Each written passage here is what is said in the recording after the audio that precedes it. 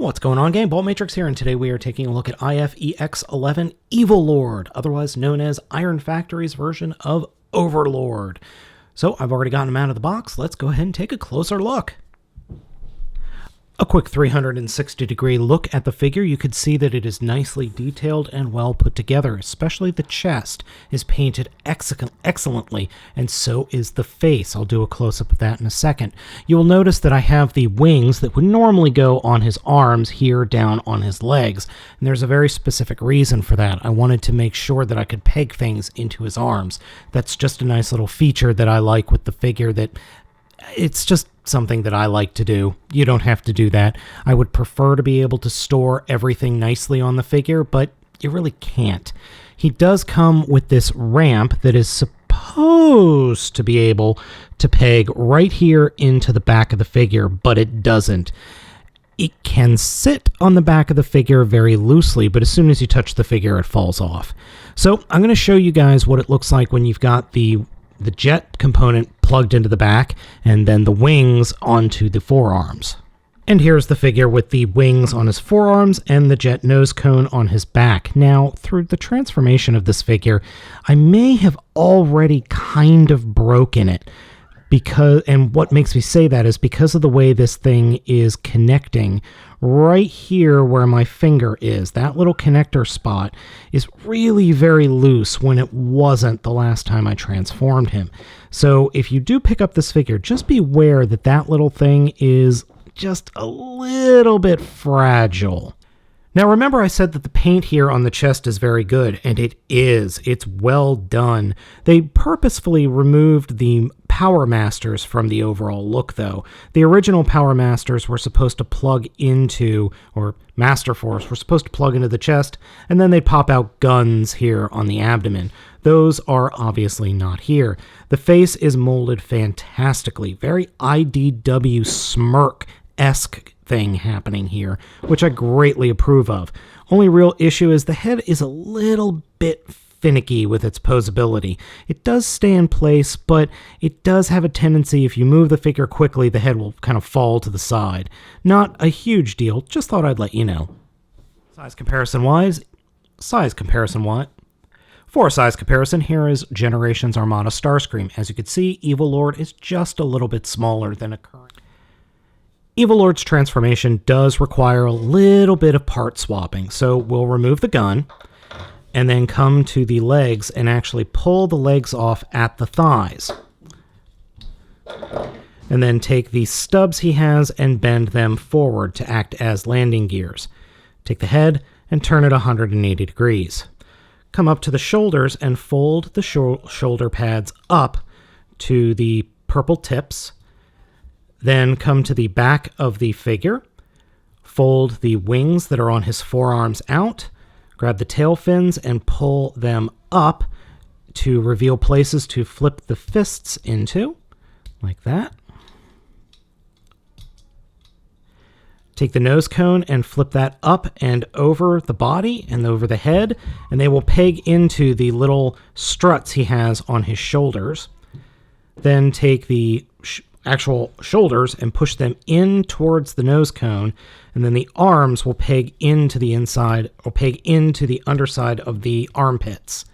And here we have the plane mode, which first we have to flip out the nose, or the landing gear. So here is the plane mode, and it is adorable. I love this little plane mode. It is so cute and deadly. It is awesome. One little issue, though, things have a tendency to move around a little bit in this mode, so just be wary of that.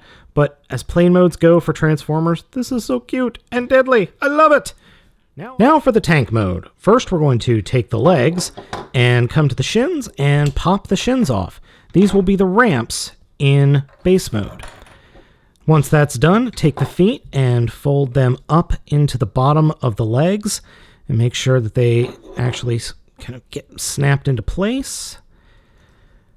Reach to the side of the outside of the legs and pull off these white pieces, and then we could flip the outside of the legs and snap them into place. So do that over here as well. Come to the inside where the top of the tank turret is, and this is where we'll attach the gun, but first folding up the handle. So peg that in.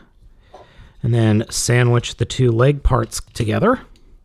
And finally, these white pieces, flip out these little connectors and peg them into the sides of the tank to form little jets. And this one's the hard one. I actually end up either using my teeth or a tool or just really pushing very hard to get it to move. And here's our little tank mode. Unfortunately, the cannon or the barrel does not go down fully in parallel with the rest of the vehicle mode, but it can shoot nearly straight up. It's a very cool little jet-powered tank. I like it a lot. And here we have the jet and the tank next to each other. They're almost the same size, with obviously the jet being a bit bigger, and they are very, very cool. I love the look of these two little guys together. You really can't combine them together, unfortunately. I've tried, and it doesn't really work. I haven't figured out a way to bring these two fully together in their alt modes at all, which I would love to see, because come on, who wouldn't like to see a flying tank jet hybrid thing? Oh well. Though there should be a way to do it. I'm sure there's a way to do it. Well, I was able to come up with this. It doesn't really work all that well. What you end up doing is having to remove the white pieces of the tank and pegging them into the arms, and then putting the wings on the tops of on the sides. That doesn't work so well. Yeah. Next up, we're going to form his base mode, which in all honesty is pretty lackluster, but we'll go ahead and do it anyway. We're going to start with the jet. First off, take the bits that were the thighs and make sure that they're pointed forward. Unpeg the arms from the side of the vehicle mode and fold them straight up, and then fold the wings straight back. Come to the back or the rear of the vehicle mode and flip out these doors that will form, well, I guess they will form the base part of the base mode. Take the shoulders and fold them out, and take the purple parts of the shoulders and fold them down. So then we've got the base mode kind of looking like this. And then take the nose cone of the plane and flip it up and just kind of pull it on its double hinge so that it's kind of resting on Evil Lord's face. But as I said, I think I broke this component already, so it just kind of flops around. It doesn't really stay in place, and it doesn't even peg into anything. So we'll just kind of leave it like this for right now. Yeah, it's just flopping around. So what I like to do in this mode is fold it up so that it actually can sit on those little pegs. So just kind of fold everything in so it will sit on those pegs. It's not very elegant, but it works. Now we'll come to what were the tank treads. Fold the tank treads down, and then take the upper thigh and fold that over like that. Do that for the other side, like so. Make sure that the feet aren't pointing towards the back. Turn them like this. Put the tank tops back on, and these will sit on the side. We can peg or put the gun in one of them, like that. And then you could do whatever you really want with these sides. I just kind of peg them on to the side. The directions actually say you're supposed to peg them in to these side bits, but you don't have to. You can put one on top, or you can move the other one to the other side. You can pretty much do whatever you want. Now we have to put the ramps on, and the ramps are probably the weakest part of this whole thing, because they just really don't want to stay in place. They are supposed, these little tiny protrusions are supposed to lock into the sides of the open flaps, but they just kind of sit and rest there. They don't really hold in all that well.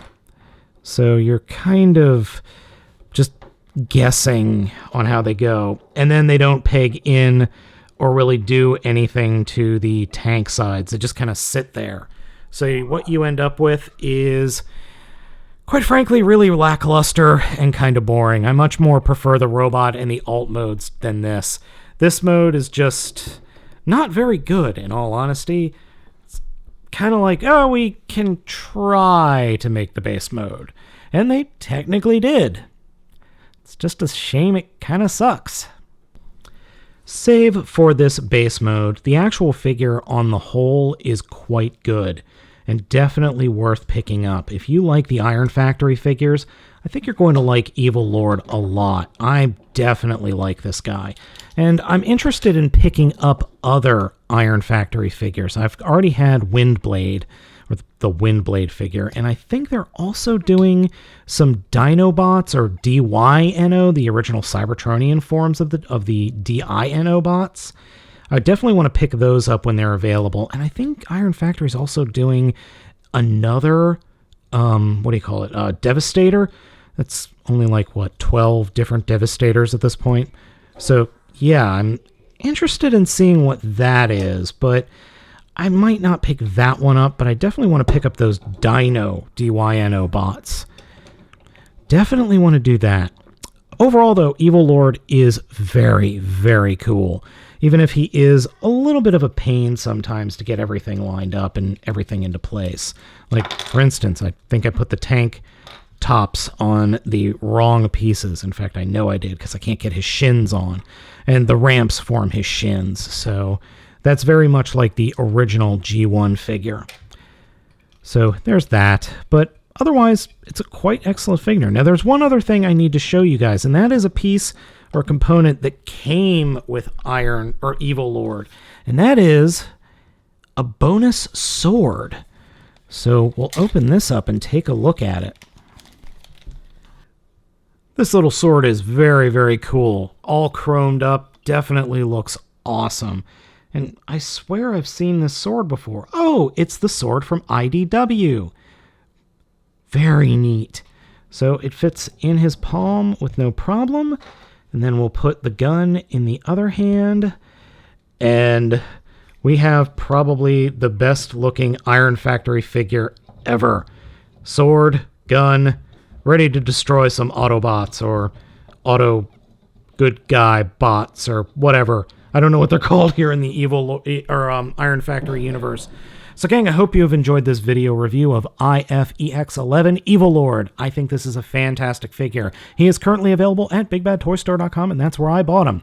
As always, guys, I'm Baltmatrix. Thanks for you to like, comment, and subscribe, and please be sure to stick around for my next video review.